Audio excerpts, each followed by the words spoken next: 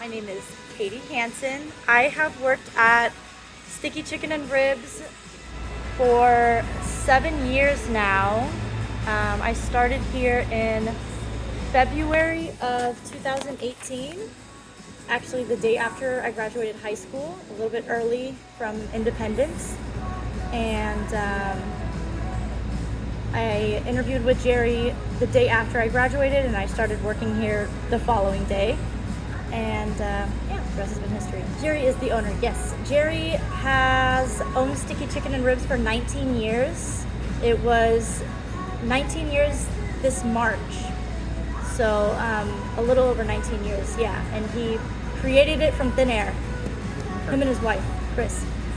He recently, maybe 3 or 4 weeks ago, was diagnosed with stage 4 cancer.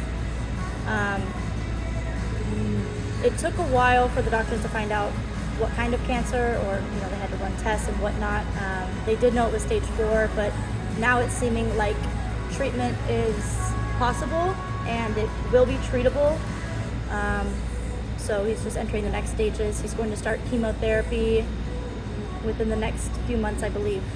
He was going to the ER for pain for a few months before he was able to get an MRI, and then the MRI was showing enough to say that he had pretty progressed cancer. Or maybe not too progressed, but stage 4 just means that it's spread from the place of origin to other areas as well. There was actually, one of Gerry's good friends, Shelly, who used to work here as well. She runs our Facebook page. She is phenomenal. She helps out in any way she can. She's always been just a great advocate for Sticky Chicken and Ribs, and she has helped Gerry organize things like the GoFundMe, and I believe maybe a website as well. So anyone that comes here, frequents Sticky Chicken and Ribs, definitely knows that Gerry is 99% of the workforce here. He is the person. I mean, he's here every single day, and you really don't see that with a lot of businesses. You don't see the owner in here taking the trash out, washing the dishes, doing the grunt work from day in, day out, doing the hard labor. But that's what he does. So because he's unable to be here, it has put a strain on us. We need to, we can say maybe we need to get more outside help, but it's hard to replace. It's hard to replace such a valuable person like that. Right. So that's where the GoFundMe originally, I think, was started for, is to help keep Sticky Chicken Ribs open, because also if he was majority of the labor, now we got to hire more people, and that's costs a lot of money that wasn't originally in the budget. So Gerry is an upbeat, positive force of nature. He's very loud in a good way. He speaks loudly, makes jokes, he keeps everybody happy, laughing. This is one of the only places I have worked, and I can say a lot of people have worked at, where you leave on good terms with your employer. Almost anybody who has worked here has good things to say about Gerry, still gets in touch, and can speak positively about their time here.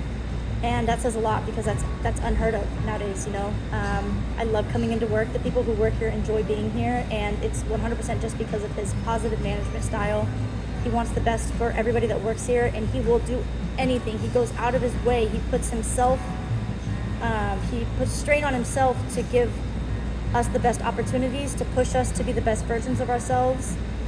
And there's just nobody out there like that works so hard to make you a better person when you leave here. It's really admirable. He's doing okay as of right now. He hasn't started chemo yet, which I think will put the most strain on him. I think in the beginning, when you get a diagnosis of, you have stage 4 cancer, we don't know what kind, and we don't know, they didn't know anything at the time. I think that for those first few weeks, the mental toll that takes on you is really hard, because you don't know if you're gonna die in a couple months or not. But I think now that he has more information, and he is starting to see that there's a chance at recovery, his attitude has been a little bit better. Not that it was ever bad. He always has put on a brave face. But his physical symptoms as well, I would say right now, are better than what they were because of pain management through his doctors. But again, that will likely change when he starts going through chemotherapy.